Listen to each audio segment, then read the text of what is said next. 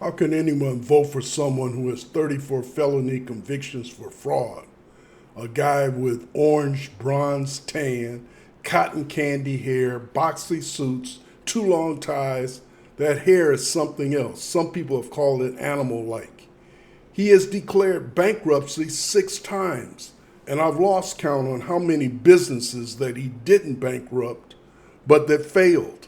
When the Buffalo Bills were up for sale after the owner passed away, Trump tried to buy the Bills and was rebuffed by the owners because they didn't want any of his drama and they felt he didn't have the necessary money to run the franchise correctly. Many people have known for a long time that his billionaire status is clouded by smoke and mirrors. Says that he loves veterans, hugs the flag, and hates on John McCain. Make that make sense. And the thing about it is that his followers love him for it. How can that be? He has quarreled with and denigrated families of veterans, Gold Star families, I believe they call them. The TV reality show, The Apprentice, presented him to America and the world as a business tycoon. Like everything about him, this was phony and manufactured. However, this is one of the biggest reasons this TV show solidified in the public mind of Trump's greatest ability to make money and make deals. Of course, it was all a lie, a sham, but the lies took hold and it's been hard to shake. Trump has been found guilty of fraud to the tune of 34 felony counts. Means nothing to his followers. He is a pathological liar. He will lie right into the teeth of truth and never admit wrong. One needn't be a psychologist or psychiatrist to understand that the insanity that Trump displays to the world on a daily basis. Donald Trump was created in a house of horrors located in the borough of Queens, New York City. He was born to a father who was a wealthy developer and a mother who was sickly throughout his childhood. Trump's father believed that to be successful, you had to be a shark, that you were in the sea of sharks. His father's thinking was stark, winners and losers. From all accounts, he was harsh with his family and was not the type of person to really nurture. From what you have learned from my previous post, you can imagine the fear that was inflicted upon Donald Trump and his siblings. Any kind of nurturing Donald had, he had to be aggressive. It doesn't take much to figure out that in such a scary upbringing that there would be trauma inflicted upon Trump and his siblings. If you follow my previous posts, you will know that in response to fear, it affects the breathing and in turn forces breathing, causes muscles to become chronically tense in order to protect from further abuse and pain. With such a cold and demanding father, it is easy to see that the son, Donald, who was his favorite, was created. Though Trump grew up in luxurious surroundings, actually his life was hellish. The type of existence that if you had a look beyond the luxurious trappings, you would not want it to have been in Trump's place. Trump is a product of bullying, belittling, and other behaviors that make someone feel inadequate.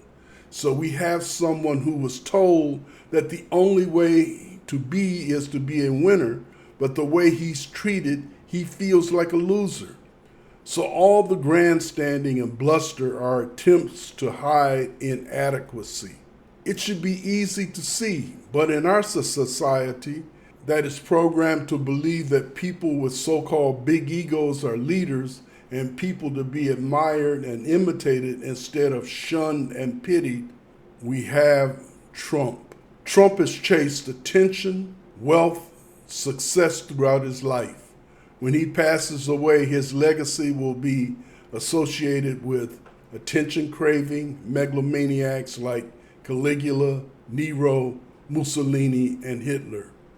Future generations will ask the question over and over again, how was it possible for this failed human being to become so powerful and have such sway over a large amount of people? Hit the subscribe button and the like button. It is much appreciated. Thank you. Here's what I think is going on with Trump's character armoring. In the ocular segment, Trump's ocular functioning appears marked by selective perception and grandiose projection. He filters reality through self-enhancing narratives. And I alone can fix it stands out. The ocular armor limits empathic perception of others' interior worlds. The external world is interpreted primarily as a mirror of the self, leading to exaggerated confidence, quick shifts made between charm and aggression, and difficulty acknowledging error.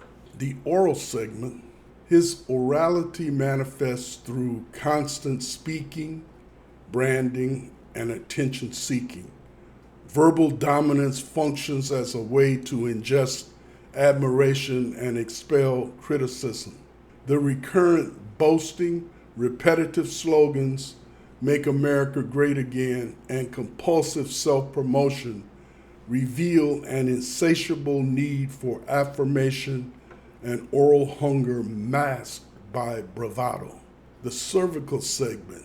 This segment governs communication and assertion. Trump's powerful, insistent vocal tone, often loud, staccato, and rhythmic, conveys command and dominance.